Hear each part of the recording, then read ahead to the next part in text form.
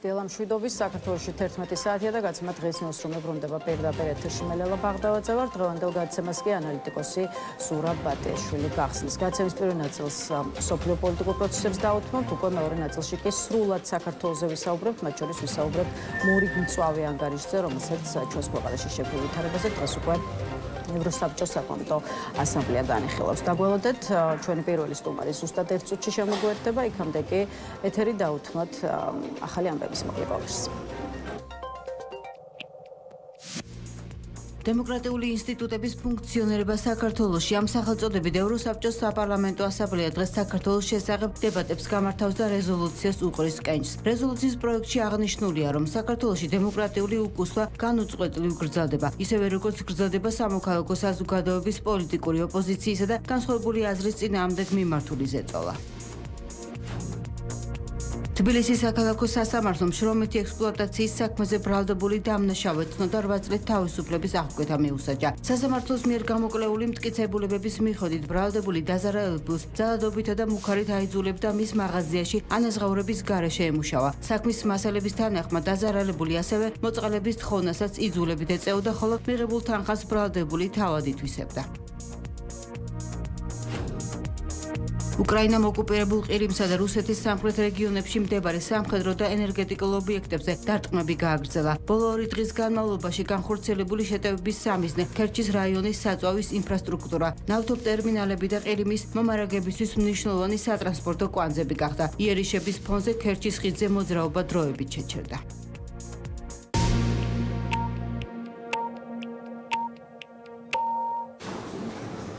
მაშასე კიდევ ერთხელ მოგესალმებით, ეს არის დღის ნიუსრუმი და წარმოგიდგენთ ჩვენს პირველ სტუმარს, ანალიტიკოსი ზურაბ ბატიაშვილი იმყოფება ჩვენთან ერთად. გამარჯობა ბატონ ზურაბ და მადლობა რომ გასწრაფეთ. მოგესალმებით, მოგესალმებით თქვენს მაყურებელს. ბატონ ზურაბ, გაცემის პირველი ნაწილი მსოფლიო პოლიტიკას მინდა დაუთმოთ, გამომდინარე იქიდან, რომ ახლო აღმოსავლეთსა და ევროპაში მიმდინარე პროცესები კვლავ განსაკუთრებული ყურადღების ქვეშაა. პირველ რიგში კი ამოდით ირანის კონფლიქტზე ვისაუბროთ, მხარეების საომარი მოქმედების დასრულებაზე შეთანხმდნენ, შედგა 14 პუნქტიანი შეთანხმება, თუმცა ამ შეთანხმებას როგორც ორივე ქვეყანა სათავისოდ კითხულობს, ორივე ქვეყანა ომში საკუთარ გამარჯვებაზე საუბრობს, იტყვის ამერიკა უარყოფს ირანი და პირიქით იტყვის ირანი უარყოფს ამერიკა. ამიტომ მაი პირველ რიგში მოდით აგვიხსენით, სად და რაშია სიმართლე, ვის უნდა დავუჯეროთ და საერთოდ თუ ჰყავს ამ ომს კონკრეტული გამარჯვებული. დიპლომატიაში ძალიან მნიშვნელოვანი არის დეტალები და ხშირად ამბობენ ხოლმე, რომ ეშმაკი დეტალებში იმალება და სწორედ ასეთ შემთხვევებში ამბობენ ხოლმე, იმიტომ რომ თუ არ ჩავალთ დეტალებში, დანარჩენი იქნება მხოლოდ ეს მოსმენა მხარეების განცხადებების და შეიძლება დაბნეულობა გამოიწვიოს. აი ჩავიდეთ მოდით ამ დეტალებში. ყველას ალბათ დრო არ გვეყოფა რომ ჩავიდეთ, მაგრამ ძირითადად შეგვიძლია შევეხოთ. მთავარი რაც არის ის, რომ ახლა ხელი მოეწერა მემორანდუმს, ეს არ არის ხელშეკრულება, ეს არის მემორანდუმი, ან განზრახულობათა წარმოჩენა არის, ასე ვთქვათ, რა განზრახვები აქვს მხარეებს. 60 დღიანი პერიოდია, რომ ამ 60 დღის განმავლობაში კიდევ დამატებით სამუშაო ჯგუფები იქნება და იქ უნდა გაიმართოს დანარჩენი მოლაპარაკებები. მე ეჭვმეპარება, რომ რეალური შედეგი თუ გინდათ 60 დღეში იყოს მიღწეული, იმიტომ რომ მხარეები ათწლეულების განმავლობაში ვერ ახერხებენ შეთანხმებას და ეს ომიც იმიტომ დაიწყო სწორედ, რომ შეთანხმებას ვერ ახერხებენ. მთავარი საკითხები ისევ ღიად რჩება, მართალია ჰორმუზის სრუტე გაიხსნა და გემები ნაწილობრივ მოძრაობს, ანუ სრულად მაინც ვერ მოძრაობს სხვადასხვა მიზეზების გამო, მაგრამ მოძრაობა არის, ესეც ფაქტია. ნავთობზე ფასი აღარ იზრდება და ესეც ფაქტი არის. მაგრამ არის ორი ძირითადი საკითხი, რომელიც მხარეებს აღელვებთ. შეერთებულ შტატებს და მის მოკავშირეებს აღელვებთ ბირთვული პროგრამა ირანის, მათ შორის ისრაელსაც და ირანს აღელვებს გაყინული აქტივების პრობლემა, რომელიც არაერთი მილიარდია და ფორმულაზეც მუშაობენ და ამ ფორმულაზეც განსხვავებული მიდგომა აქვს, როგორ შეიძლება ის თანხა იყოს გამოყენებული იმ შემთხვევაში, თუ ეს სანქცია მოიხსნება მათ გაყინვაზე, ხო? მაგალითად იგივე შეერთებული შტატები იძახის, რომ ტრამპმა პირადად განაცხადა, რომ მხოლოდ იმ შემთხვევაში მოხდება ამ თანხების გამოყენება, თუ ამერიკელი ფერმერების პროდუქცია იქნება შეძენილი და ანუ საკუთარ ეკონომიკას უნდა რომ ხელი შეუწყოს. რამდენად დათანხმდება კიდე ამ პირობებზე ირანი, ჯერ არავინ იცის, იმიტომ რომ ეს 60 დღის განმავლობაში კიდე გაიმართება ეს მოლაპარაკებები. არც ისაა გამორიცხული 60 დღის მერე, როგორც ჩვევია ხოლმე, კიდევ გააგრძელოს ვადა ამ მემორანდუმის მოქმედების და დროში გაიწელოს ეს ამბავი.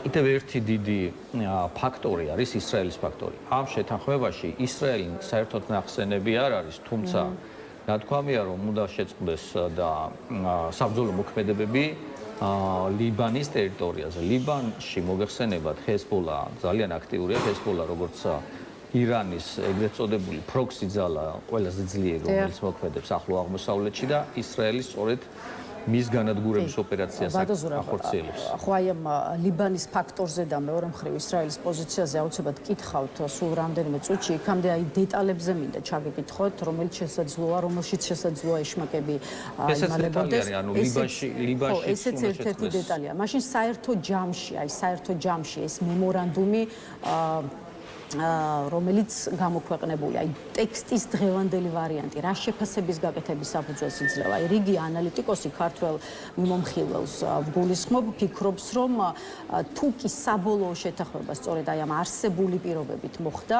შესაძლოა რეგიონში კიდევ უფრო მძიმე სურათი მივიღოთ და ირანი გახდეს იმაზე საშიში, ვიდრე ეს აქამდე იყო. აი ეს ასეა თქვენი შეფასებისაც შეიძლება მივიღოთ კიდევ უფრო საშიში ირანი?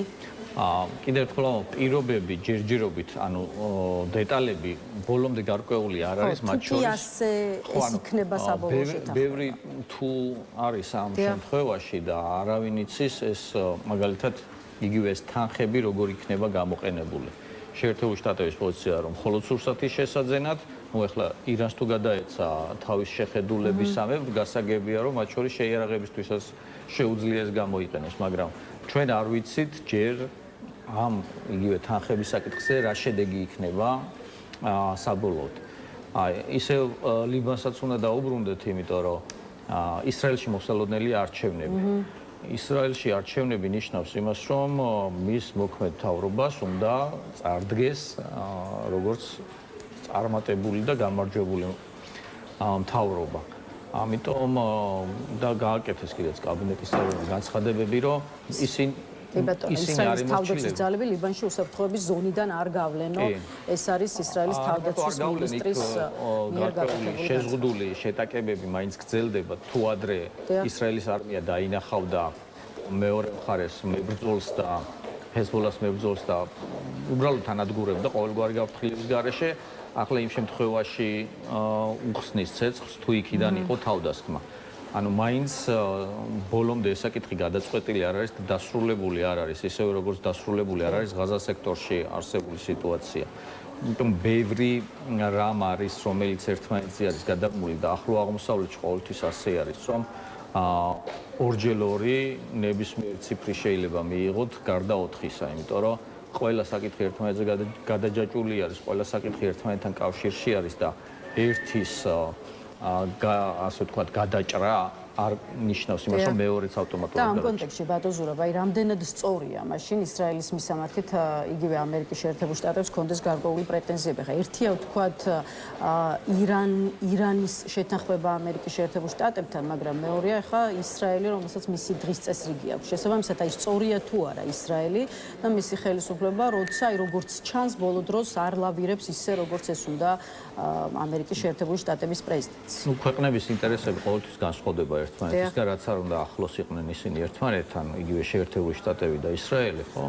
მაინც განსხვავდება ის პრობლემები უსაფრთხოების, რომელიც წინაშეც დგას ისრაელის, სრულიად განსხვავდება ამერიკის წინაშე მდგარი პრობლემისგან. ეხლა, როდესაც ტრამპის ადმინისტრაციისთვის სასიცოცხლოდ მნიშვნელოვანია, რომ არჩევნებზე შეხედულობაში მაქვს ძალიან მნიშვნელოვანი შუალედური არჩევნები მივიდეს ისე, რომ ავტობუსზე ფასები არ იყოს აწეული, რომ მას შესაძლებლობა ჰქონდეს შეინარჩუნოს უმრავლესობა საკანონმდებლო ორგანოში. ამიტომ ამ მშვიდობის ასე ვთქვათ მომხრეარი, ხო? ისრაელისთვის მშვიდობა თუ არ იქნება გარანტირებული მისი უსაფრთხოება, არის ძალიან დროებითი და სრულიად განსხვავებული მიდგომა აქვს და ხედვა, ამიტომ ისრაელის პოზიცია არის სხვანაირი. ის ცდილობს ახლა ის საფრთხე, რომელიც მოდის ლიბანიდან, ხედველობაში მოხს ჰეზბოლა და ის რაკეტები, რომელსაც ისრაელის მათ შორის შვიდობიანი მოქალაქეების მოსახლეობის წინააღმდეგ ისვრის ხოლმე შიგადაშიგ ჰეზბოლა ეს გააუნებელყოს. ეს ადვილი არ არის, იმიტომ რომ იქ სახმელეთო ოპერაციის დაწყება გახდა შესაძლებელი, ოღონდ ეს სახმელეთო ოპერაციაც ბოლომდე არ არის, ანუ ის ტერიტორიები დაკავებული, რომელიც გამოცხადებული იყო, რომ ისრაელი აპირებდა დაკავებას, იქ ბაზები აღმოაჩინეს, იქ მიწისქვეშა ქალაქები აღმოაჩინეს და ასე შემდეგ, რომელთა განადგურება ახლად მიმდინარეობს. მაგრამ კიდევ ერთხელ ვამბობ, ესეც ღია საკითხია, ლიბანში ისევ რჩება ათასობით მებრძოლი ჰეზბოლასი, შეიძლება ითქვას, რომ ეს არის ირანის მარჯვენა ხელი ახლო აღმოსავლეთში, რომელიც სამხედრო გზით ცდილობს დაეხმაროს და შეასრულოს ირანის მიზნები. კი ბატონო.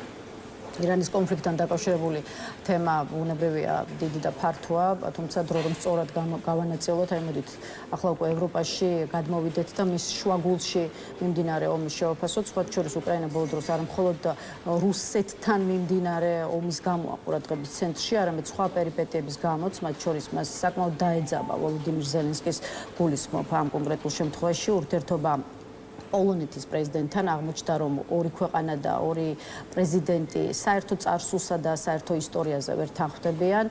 ამის გამო სხვა შორის გუშინ გავიგეთ ისიც, რომ ზელენსკი არ დაესწრება უკრაინის რეკონსტრუქციის საკითხზე დაგეგმილ კონფერენციას, რომელიც სწორედ პოლონეთში გაიმართება, თუმცა ახლა არა, ვთქვათ, ნავროცკისთან დაძაბულ ურთიერთობაზე, არამედ აი სწორედ რუსეთთან საომარი მოქმედებების პერიპეტიებზე მინდა გკითხოთ და აი კიევის მიერ მოსკოვზე დრონებით თავდასხმა შევაფასოთ, მოდით, რასაც გასული კვირის განმავლობაში, გასული დღეების განმავლობაში რამდენჯერმე ჰქონდა ადგილი. ზელენსკი ამბობს, რომ უკრაინა კიდევ უფრო შორს წავა, როცა საქმე ეხება მოსკოვზე იერიშებს და სხვა შორის რამდენიმე დღის წინ ჩვენი ტელეკომპანიის ეთერში ამავე საკითხზე მამუკა მამულაშვილმაც ისაუბრა, რომელიც უკრაინაში ქართველი ლეგიონის მეთაურია და როგორც მან აღნიშნა, რუსეთის ზურგშიც იქნება დარტყმები, იქნება მოსკოვშიც და იქნება წითელ მოედანზეც. თავდაცვის სამინისტროც ლეგიტიმური სამიზნეაო, ამასაც ამბობს მამუკაშვილი. აი რისი თქმა უნდა უშუალოდ მოსკოვზე თავდასხმით უკრაინას და არ ვიცი, რამდენად უნდა ეშინოდეს მართლაც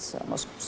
ნუ დგება ის პერიოდი, როდესაც შეგვიძლია ვთქვათ, რომ ინიციატივა უკრაინის ხელში გადადის და ეს არის შესამჩნევი. ეს ეხება არა მხოლოდ მოსკოვზე მიტანის შეტევას, არამედ ხედავთ, რომ ყირიმი ფაქტიურად ბლოკადის რეჟიმში ფუნქციონირებს, იმიტომ რომ ნავთობი იქნება თუ სხვა პროდუქცია, რომელსაც მიაწვდის რუსეთი ოკუპირებულ ყირიმს, სულ უფრო და უფრო ნაკლები შესაძლებლობები რჩება და მათ შორის მაგალითად მოქალაქეებისთვის, უბრალო მოქალაქეებისთვის ბენზინი უკვე აღარ გაიცემა.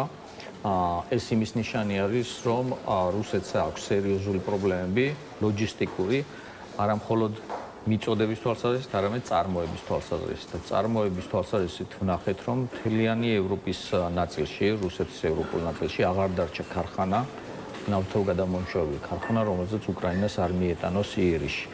რას ნიშნავს ეს? ეს ნიშნავს იმას, რომ ქვეყანა, რომელიც ფუნქციონირებს ძირითადად ნავთობის გადამამუშავებით, რჩება შემოსავლის გარეშე და რჩება საწვავის გარეშე. ომი მოიხსენებათ საწვავის გარეშე არ არსებობს. პირველ რიგში ომი საჭიროებებისთვის გადააქვს ახლა ეს ყველაფერი აწვდის რუსეთის ხელისუფლება სამხედროებს საწვავს და მოქალაქეებისთვის ნაკლები რჩება, მაგრამ აქ იქნება სხვა სერიოზული პრობლემებიც, მაგალითად უკვე მარცვლეულის აღების სეზონი დადგა რუსეთში და მოგეხსენებათ ხორბალის სიმინდი და ასე შემდეგ დიდი რაოდენობით აწარმოებს რუსეთის სამხრეთ რეგიონებში. ხლამის შესაძლებლობა უკვე შეზღუდული იქნება, იმიტომ რომ საწვავი პრობლემაა და დეფიციტშია. ეს ნიშნავს იმას, რომ როდესაც ზამთარი მოახლოვდება, უკრაინა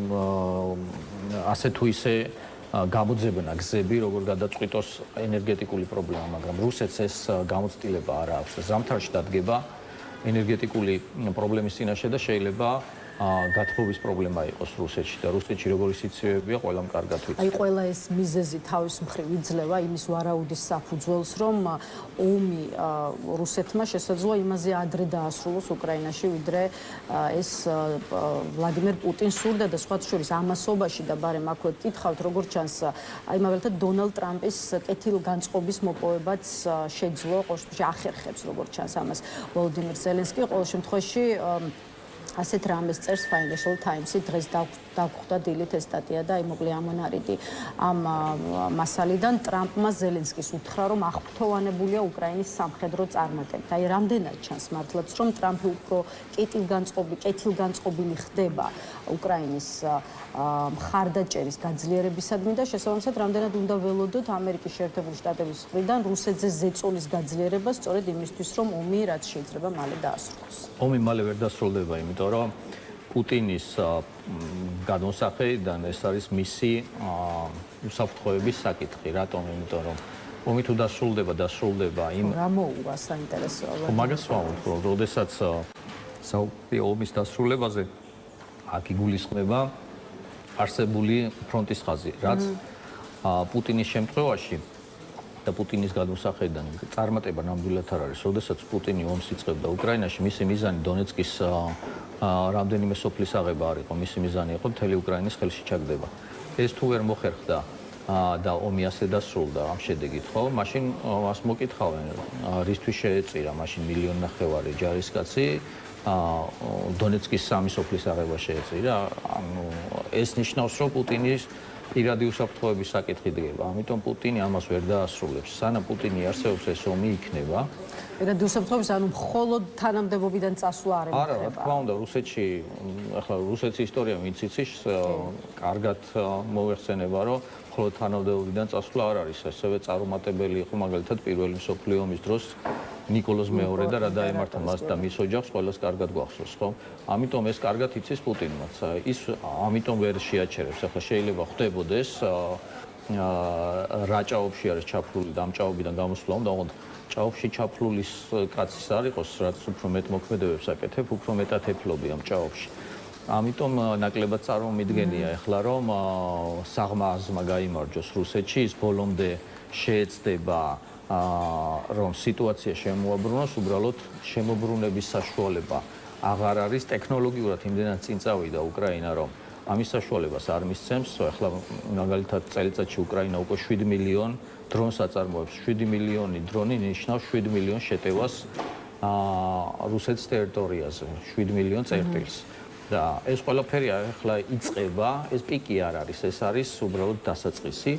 პიკი იქნება ალბათ მომდევნო თვეების განმავლობაში, როდესაც კიდევ უფრო მეტი საშუალება ექნება უკრაინას, რომ მოწინააღმდეგის ის საშუალებები და შესაძლებლობები გაანადგუროს, რომლითაც იწარმოება ომი. აი ამ კონტექსტში კიდევ ერთი კითხვა უნდა დაგისვათ. ვლადიმერ პუტინი ამბობს და მას რჩება შტაბ-ბიჭება, სხვა შორის არა მხოლოდ მას, მხოლოდ გუშინ სერგეი ლავროვმაც იგივე განცხადება გააკეთა, ისე როგორც კიდევ რამდენიმე მაღალჩინოსანმა რუსეთის ხელისუფლებიდან, რომ დასავლეთი ემზადება რუსეთთან ომში ჩართვისთვის, ჩვენ მზად ვართ ნებისმიერ გარე და შიდა საფრთხეს უპასუხოთო, ასეთია პუტინის პასუხი. აი ამდენი წლის თავზე, რამდენად შესაძლებელია ომის მასშტაბები გაფართოვდეს თუ დასავლეთი პირდაპირ არა, მაგრამ ირიბად უკვე ჩართულია და მონაწილეობს რუსეთის წინააღმდეგ. ახლა რუსეთი ყოველთვის იძახდა, რომ მხოლოდ უკრაინას არ ეომება, დასავლეთს ეომება, ეს არ ახალია, მაგრამ რა შესაძლებლობები აქვს მას, რომ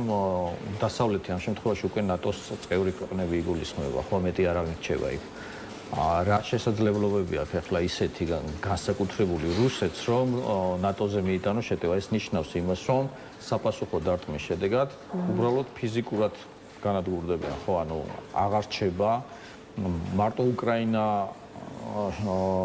უმკლავდება რუსეთის შეტევას და ახლა თუ ამაში ნატოს შესაძლებლობები დაემატება თავის რაკეტებით. შეიძლება დაემატოს. ეს ცალკე შეტევა თუ იყო მიტანილი მაგალითად პოლონეთზე, რა იქნება? გინ პოლონეთის დამოუკიდებლად პასუხი და რა იქნება მთლიანი დასავლეთის პასუხი. ავტომატურად რა თქმა უნდა შეიძლება არ ნიშნავს იმას, რომ ერთ საათში მთელი ნატო პასუხს გასცემს, მაგრამ პასუხის გაუცემლობაც არ იქნება ყოველ შემთხვევაში. მაგალითად იმ შემთხვევაში თუ ბელარუსის ტერიტორიიდან იყო მიტანილი შეტევა პოლონეთზე. მე ძნელად წარმოვიდგენია, ახლა პოლონეთის ხელისუფლება გულხელდაკრეფილი იჯდეს და ისეთი პოზა მიიღოს, რომ მითომ არაფერი მოხდა რა, ხო? ამაზე სამხედრო პასუხი აუცილებლად იქნება. ისევე როგორც ახლა ბელარუსის საკითხი სხვათა შორის მნიშვნელოვანი არის შაბათს გასდის ვადა იმ ულტიმატუმს, რომელიც უკრაინამ წაუყენა ლუკაშენკოს და გუშინ ლუკაშენკო რუსეთში შეგვიძლია ვთქვათ, გაიქცა თუ გაიპარა, ყოველ შემთხვევაში ბელარუსში აღარ არის გამომდინარე იქიდან, რომ მას საკუთარი უსაფრთხოების პრობლემა აქვს. უნდა ველოდოთ, რომ დაკმაყოფილდება კიევის მოთხოვნები ბელარუსის. თუ არ დაკმაყოფილდება, მაშინ კიევი შესაბამის ზომებს მიიღებს, იმიტომ რომ ნახეთ, როგორი შესაძლებლობები აქვს კიევს და აუცილებლად ეხლა ის ულტიმატუმი, რომელიც წაყენებული იქნება, სერიოზული ამბავი არის და ნახოთ, ბევრი დრო არ მოგიწევს.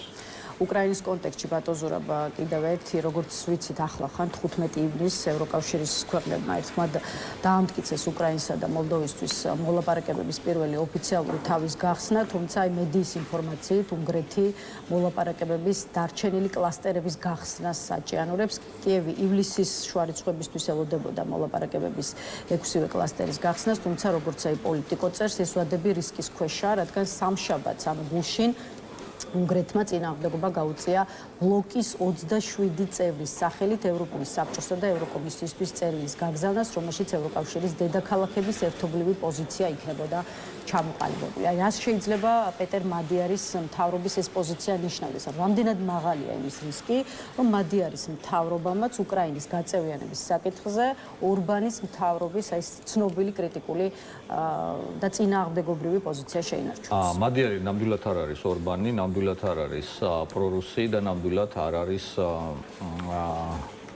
ანტიუკრაინულად განწყობილი. მან არის ერთი პატარა საკითხი, რომელიც ჩემი აზრით მოგვარებადია და რომელიც დრო სჭირდება, ეს არის და უნგრეთში ზოგადად ნაციონალისტური განწყობები მაღალი არის და უკრაინაში არის ეს უნგრული უმცირესობა, რომლის გარკვეული უფლებების საკითხზე მოლაპარაკებები მიმდინარეობს უკრაინასა და უნგრეთს შორის და ვფიქრობ, რომ ეს დაიძლევა და ამის დაძლევის შემდეგ პრობლემა არ იქნება ამ პროცესს, რომელიც დაწყებულია. დაწყებული არის ეს პროცესი. აუცილებლად უნდა შევეხოთ ევროპის სხვა ქვეყნებში მიმდინარე პროცესებსაც, იმიტომ რომ აშკარად არასტაბილური პოლიტიკური სიტუაციაა მთელ რიგ სახელმწიფოში. მაგალითად, ბოლო 2 დღეში გავიგეთ, რომ თანამდებობიდან გადადგა გაერთიანებული სამეფოს პრემიერ-მინისტრი კირ სტარმერი, ისე როგორც მან დატოვა ლეიბორისტული პარტიის ლიდერის თანამდებობაც, ასევე გუშინ გადადგა ლიეტუვის პრემიერ-მინისტრი, რასაც თავის მხრივ მთლიანად მთავრობის გადადგომაც მოჰყვა. იქით რუმინეთის პარლამენტმა არ დაუჭირა მხარი ახალ მთავრობას, ხოლო აქეთ ჩეხეთის პრეზიდენტი ურჩივის სასამართლოში მათივე ქვეყნის პრემიერ-მინისტრს. მოკლედ, არც ისე კარგი ამბები გვესმის ევროპული ქვეყნებიდან, ამიტომ ახლა გითხარით, რა ხდება ევროპაში, რატომ იცვლება ამდენი ქვეყნის მთავრობა ერთი მეორეზე მიყოლებით და ჩანს თუ არა, რომ აი სერიოზულ პრობლემებთან არის დაკავშირებული კოალიციურ რეჟიმში მუშაობა. ევროპული ქვეყნები განსხვავებით რუსეთისგან და საქართველოსგან დემოკრატიული ქვეყნები არიან. დემოკრატიული პროცესის ნაწილი არის ის, რომ ხელისუფლებები იცვლება, ან კოალიციები იშლება, რომელიღაც პარტიის წინააღმდეგ გამოდის. ეს მუშა პროცესი არის. დემოკრატიის შემთხვევაში გარდაუვალი არის, რომ არ იყოს ესეთი საკითხები დღის წესრიგში. ჩვენ შეიძლება ნახოთ იგივე ახლა როდესაც ბრიტანეთში არის ხო ხელისუფლებები, მათ შორის პრემიერ-მინისტრები, ჩვენ დავინახეთ, რომ ძალიან სწრაფად იცვლება. მაგალითად, ბოლო 10 წლის განმავლობაში 7 პრემიერ-მინისტრი გამოიცვალეს, მაგრამ ეს არ ნიშნავს, რომ ბრიტანეთის სახელმწიფო ფუნქციონირებას ვერ ახერხებს. პირიქით, ის სისტემა მუშაობს, პრემიერ-მინისტრის პოსტი არის, რომელიც იცვლება ხოლმე.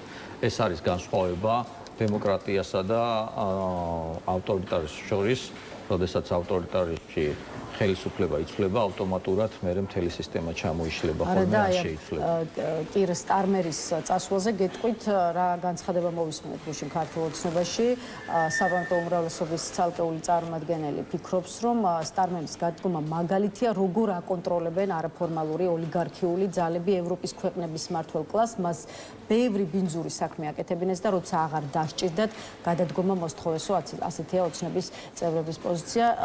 იმედმა საერთოდ დაწერა, რომ კირ სტარმერის წასვლა ეს არის კარმა იმ სანქციებისთვის, რომელიც ბრიტანეთმა სწორედ ამ ტელეკომპანიას დაუწესა. მოკლედ, სტარმერი წავიდა საკუთარი გადაწყვეტილებით თუ მას წასვლა მოსთხოვეს და თუ კი მოსთხოვეს, ვის შეიძლება ეს გაეკეთებინა? ახლა სერიოზულ კომენტარს ვერ გავაკეთებთ იმ ბოდვაზე, რომელიც კარმას უკავშირდება და იმას, რომ თითქოს ეს ვიღაც გლობალური ომის პარტიამ გადადგომა აიძულა ბრიტანეთის პრემიერ-მინისტრს, ეს სრული სიგიჟე არის და სრული არაადეკვატურობა, რომელიც სამწუხაროდ მოდაში არის იმ კლანში, რომელიც სამ ქვეყანას მართავს და ვის ოლიგარქიაზე ლაპარაკობენ, რომელიც თლიანად ოლიგარქიულ სისტემას წარმოადგენენ, ხო? და არაფორმალურ მმართველს სხვას როდესაც ეძახიან, აქ თავად რა აქვს, ანუ სრული სიგიჟე და სრული ბოდვა არის ეს.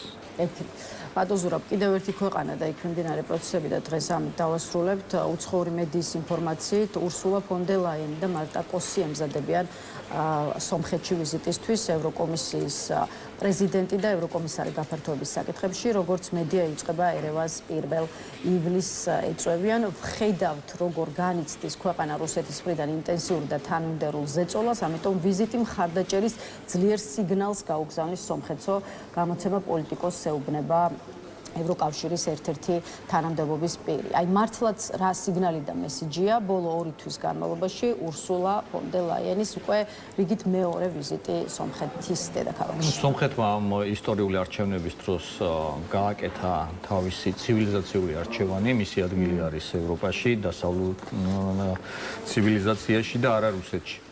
ეს არის არჩევნების შემდეგ პირველი მაღალი ვიზიტი დასავლეთიდან და სადაც ისაუბრებენ სომხეთის პერსპექტივებზე. მათ შორის ხედავთ, რომ გარკვეული პროდუქციის შეტანა, რომელიც რუსეთმა აკრძალა, სომხური პროდუქცია უკვე ევროპაში გადამისამართდა და ალბათ გაფართოვდება ეს გადამისამართებული პროდუქციის ნაირსახეობები და ეს ნამდვილად წაადგება სომხეთს. ვიზა ლიბერალიზაციის საკითხი არის ასევე მნიშვნელოვანი და რომელიც უნდა აუცილებლად მოიპოვოს სომხეთმა დასავლეთთან დაახლოების პროცესში. ეს არ ნიშნავს ერთ და ორ დღეში სომხეთის ევროინტეგრაციას, თუმცა ეს არის გზა, რომელზეც სომხეთი დადგა და რომელზეც მიზანმიმართულად ივლის მინიმუმ ამ ხელისუფლების პირობებში, რომელიც ახლა სომხეთს ყავს და ის აუცილებლად მიიღებს იმ ბენეფიტებს, რომელიც დასავლეთთან დაახლოებას ყოველთვის თან ახლავს ხოლმე. კეთილი, მადლობა ბატონო სტუმრობისთვის, ზურაბ ბატიაშვილს დავუმშვიდობებით, სწორედ ის საფასებდა მსოფლიო პოლიტიკურ პერიპეტიებს. ახლა რეკლამის შემდეგ საქართველოს და ლევან გოგიჩაიშვილი, ასე რომ დაგვაერთით.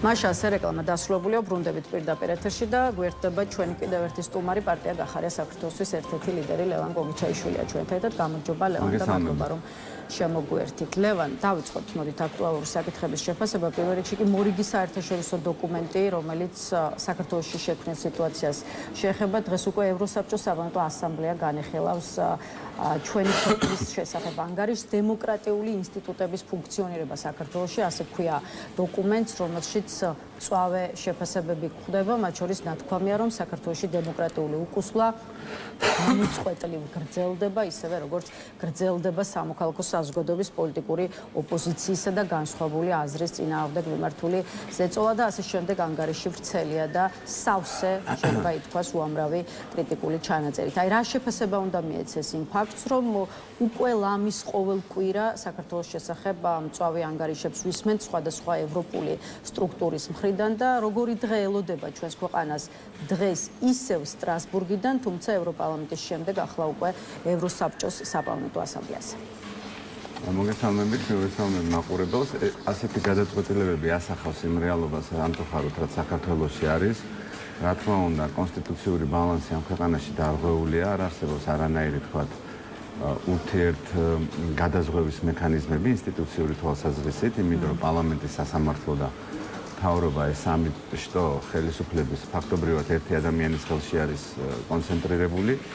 ის რომ თქვათ რაღაცა პროცესი არსებობს და კიდე ადამიანების ეს რაღაცა თავისუფალი სუნთქვა არის ამ ქვეყანაში შესაძლებელი, ეს არის დამსახურება მედიის, ოპოზიციური მედიის და იმ გრუპების, აქტივისტების, ხალხის, რომლებიც უბრალოდ არ ეგუებიან ამ ქვეყანაში იმ რეჟიმს, რასაც ცდილობს ივანიშვილი სამწუხაროდ დაამყაროს განსაკუთრებით ინტენსიურად ბოლო 4 წლის განმავლობაში. შესაბამისად, ესეთი დოკუმენტები ასახავს იმ რეალობას.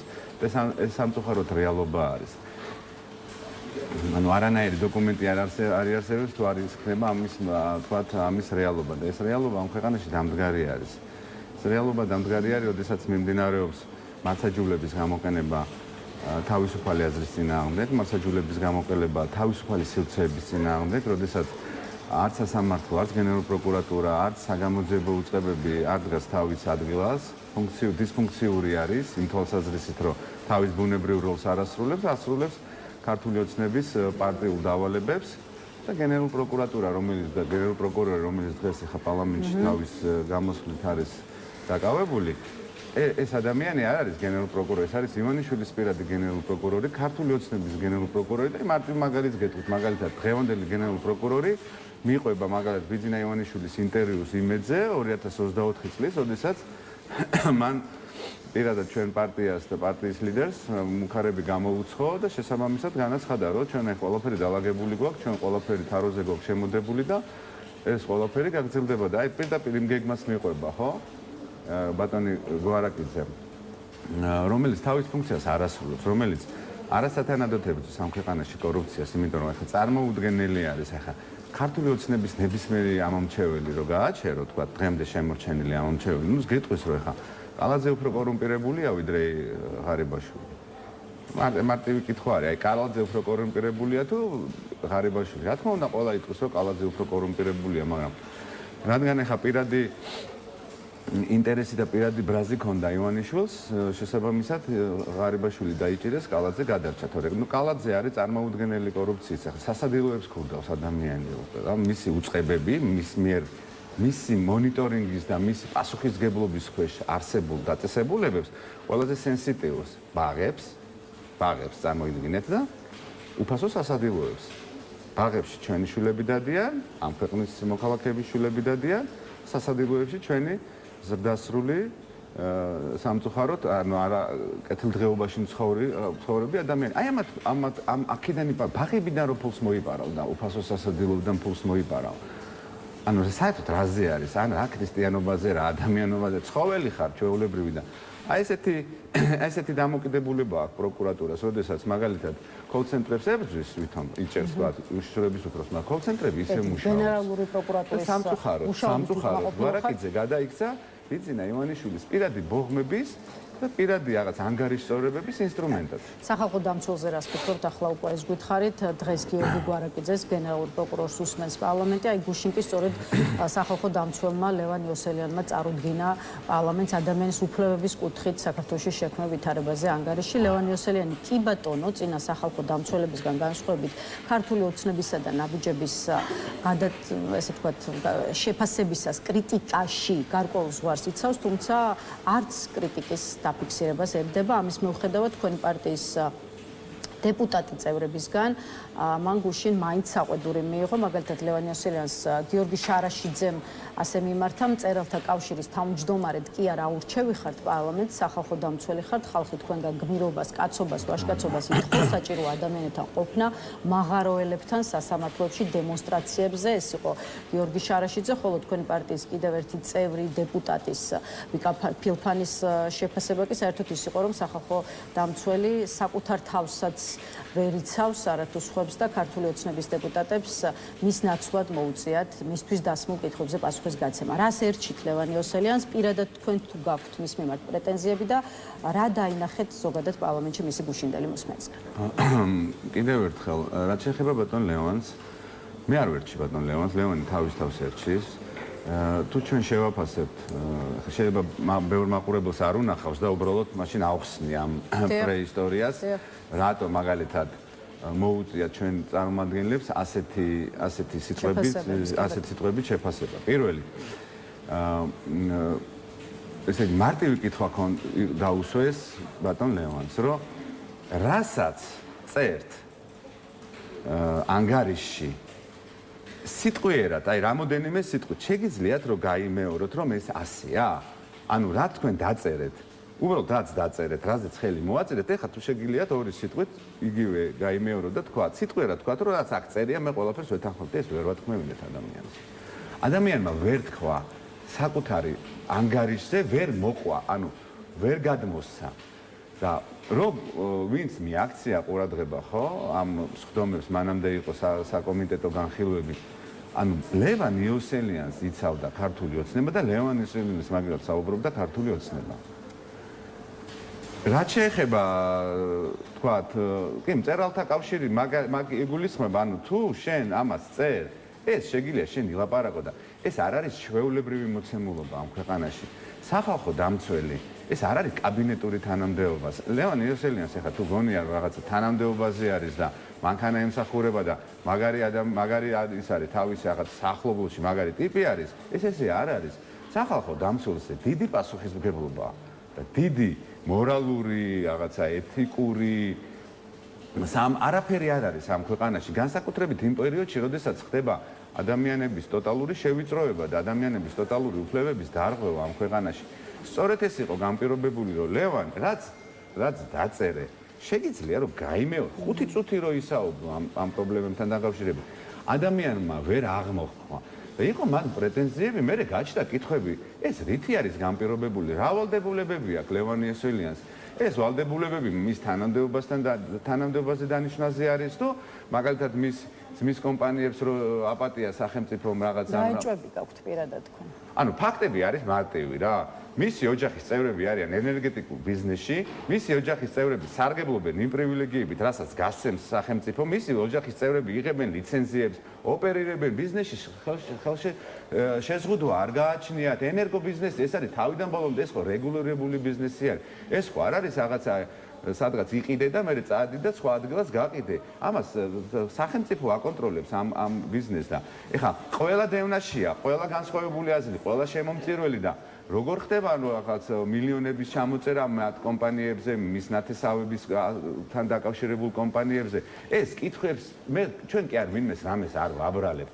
უბრალოდ არსებული ინფორმაცია გამოგვაქვს საჯარო და კითხვას ვსვავთ, რომ თუ რა რითი არის განპირობებული შენი ესეთი სიჩუმე, შენი ესეთი რაღაცა უძრაობა ასეთ ეპოქაში ეს ხო არ არის რაღაცა ჩვეული, ეს ხო არ არის 2017 წელი ან 16 წელი, 19 წელი, 2026-ია, სადაც ათობით ადამიანი უდანაშაულოდ არის ციხეში, მიმდინარეობს პოლიტიკური დევნები, გენერალური პროკურატურა იქცა ინსტრუმენტად და מחვილად ვიძინა ივანიშვილის შევიწროება ხდება ბიზნესის, შევიწროება ხდება ადამიანების, ვინც განსხვავებული აზრი აქვს, ვისაც რეკლამებს უგზალავენ ადამიანებს ოპოზიციურ არხებზე წაღების, წარმოიდგინეთ. აი პირდაპირ ურეკავენ ფინანსური პოლიციიდან, ეკონომიკის სამინისტროდან, ფინანსთა სამინისტროდან უგზალავენ. როდესაც აი ესეთი მძიმე ფონია, როდესაც ადამიანების წამება მიდის და არადაიმ მომყრობა განყოფილებებში, როდესაც ბევრი ადამიანი პატიმრები ამბობენ, რომ მათი უფლებები ირღვევა, ხალხს მასობრივად აწამებენ,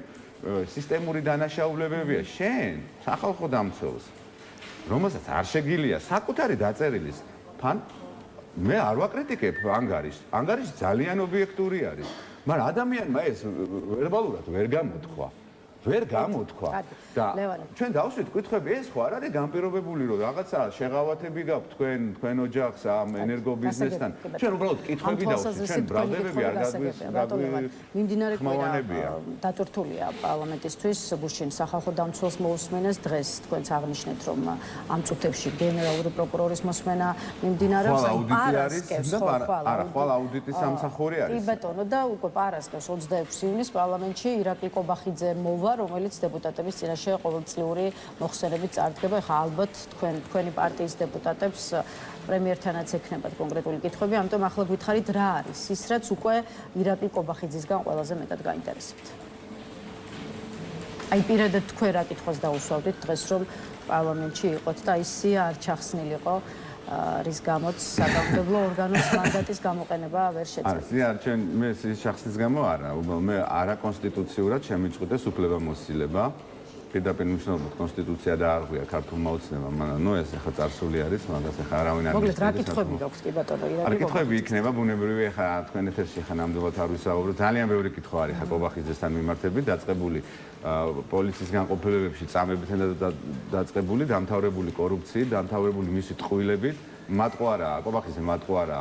კობახიძე შეპირდა ხალხს ფასების შემცირებას და ფასები არ შემცირებულა. კობახიძე შეპირდა ბევრი ინფრასტრუქტურულ პროექტს არ განხორციელებულა. კობახიძე შეპირდა კორუფციასთან ბრძოლას და კორუფციაში იხჩობა და მისი გუნდი იხჩობა და მისი ხელმძღვანელობით იხჩობა. როდესაც შენ მაგალითად საკანონმდებლო დონეზე, აი საკანონმდებლო დონეზე რაცვლელებიც განხორციელდება, ხო? ჩხარტიშვილთან მიმართებაში. ესე იგი ყველას გაეზარდა აქცესი ჩხარტიშვილის გარდა. ყველას აბსოლუტურად.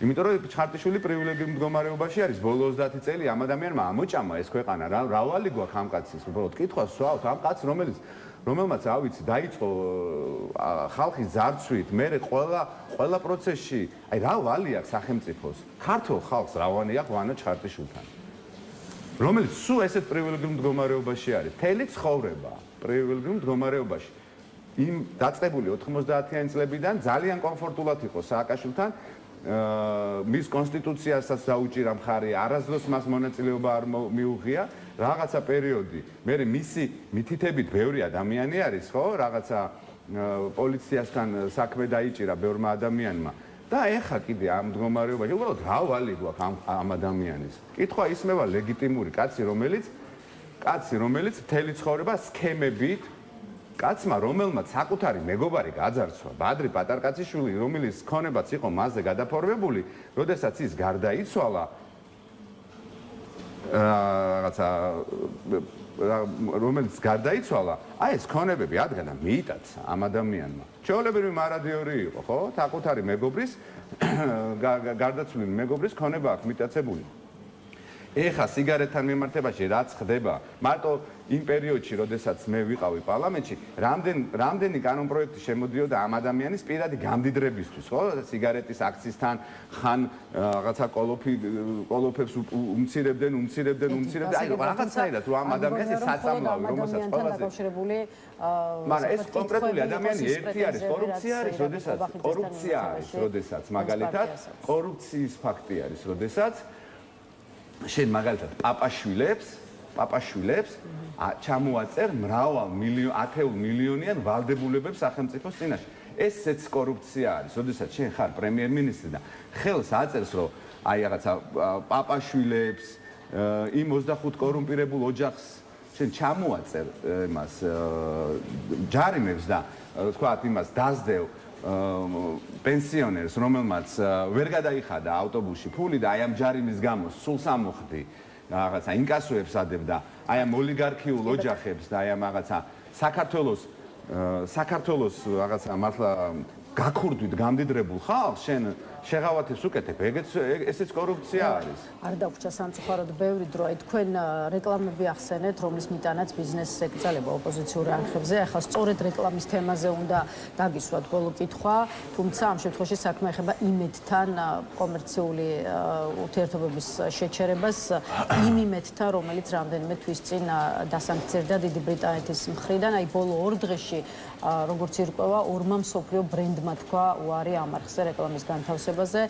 პროქტერ დემბელის გასვლა იმედ წელიწადში დაახლოებით 3 მილიონ ლარამდე სარეკლამო შემოსავალს აკლებს, ხოლო ნესტლეს გასვლა ტელეკომპანიის ბიუჯეტს წლიურად კიდევ 1.8 მილიონ ლარამდე თანხას გამოაკლებს. ორივე დასავლური გიგანტის წასვლით იმედის ჯამური წლიური ფინანსური დანაკარგი თითქმის 4.8 მილიონ ლარს მიაღწევს. ეს ციფრი ტელეკომპანია იმედის წლიური კომერციული შემოსავლის დაახლოებით 12% შეადგენს, რომ ამას წერს სოციალურ ქსელში ავტორსაც ვიტყვი უბრალოდ ამ რიცხვებისას. ამ ინფორმაციას ავრცელებს პოლიტიკოსი ნიკა გვარამია. რა საჩვენებს ეს რიცხვებიც და ის პროცესიც, რომელიც იმედის სანქცირებიდან რამდენიმე თვის თავზე. აი ნახეთ, სქემა, რომლითაც დღეს იმედი ფინანსდება და ვითარდება, კი ბატონო, ეს სიტყვაც ხმარობ. ეს არის თავიდან ბოლომდე კრიმინალური სქემა. ეხლა რას გულისხმობ კრიმინალურ სქემაში? ამ სქემაში დანაშაულებრივად ჩართული არის ძალიან ბევრი სახელმწიფო უწყება, მათ შორის ფინანსთა სამინისტრო. ტელეკომპანია იმედი ფინანსდება ქეშით. ანუ ნაღდი ანგარიშსწორებთ, ფული მიაქვთ, ნამდვილი ფული მიაქვთ. და ეს ფული გამოაქვთ ანგარიშებიდან, იმ ორგანიზაციიდან, სადაც რიცხავენ ეს კომპანიები, ეს კერძო კომპანიები, დამკვეთები. აქ მარტივი კითხვა ის, შენ როდესაც ნაღდი ფული გამოგაქვს, იქ უნდა მიუთითო რა დანიშნულება. დანიშნულებას ვერ მიუთითებ ამ შემთხვევაში, იმიტომ რომ დასანქცირებული არის, ხო? ამას თავისი სამართლებრივი პროცედურება. ანუ გარდა იმისა, რომ დივიდენდის გადასახადს არ იხდის ის კომპანია, ვისაც ქეში მიაქვს და ეს ნაღდი ანგარიშია, ფულიო გამოგაქვს ანგარიშიდან, ნებისმიერ შეფესედან. შენ ამ დანიშნულებას უთითებ, ან ყოველ შემთხვევაში დივიდენდის სახით გამოგაქვს და გადასახადს იხდი. და ეს ფული, რომელიც აი მეშოკით მიაქვს ტელეკომპანია იმედზე. მინიმუმ რაც შეიძლება ითქვას, რომ ამ ფულიდან გადასახადის გადახდილი არ არის სახელმწიფო ბიუჯეტში. ესეც დანაშაული არის. და თავი რომ დავანებოთ, თქვათ, იმ საერთაშორისო კომპანიებს, რომლებიც შუამავლები არიან და იცით ვინ არის ამ კომპანიის შუამავალი კომპანია? ვინც იმედთან თანამშრომლობს? ეს კეზერაშვილის კომპანია არის. კეზერაშვილის კომპანია არის, მისი მეგობრების კომპანია არის, კეზერაშვილის შექმნილი კომპანია არის, რომელიც საერთაშორისო კომპანია არის, რომელიც საერთაშორისო სარეკლამო ტენდერებს იგებს. ეს კომპანია, ვიზეც ახლა ჩვენ საუბრობთ, ვინც არის შუამავალი იმედთან ურთიერთობაში, ეს არის კომპანია, რომელიც არის სხვა დიდი საერთაშორისო კომპანიის ქვეკონტრაქტორი, რომელიც არის კეზერაშვილის კომპანია, პირდაპირ მნიშვნელობით, მისი დაფუძნებულია, მისიც მაკაცები მუშაობენ, ისინი არიან ამ პროცესში ჩართულები. და ესენი თანამშრომლობენ, აი ეს სქემა არის. მიხვდით?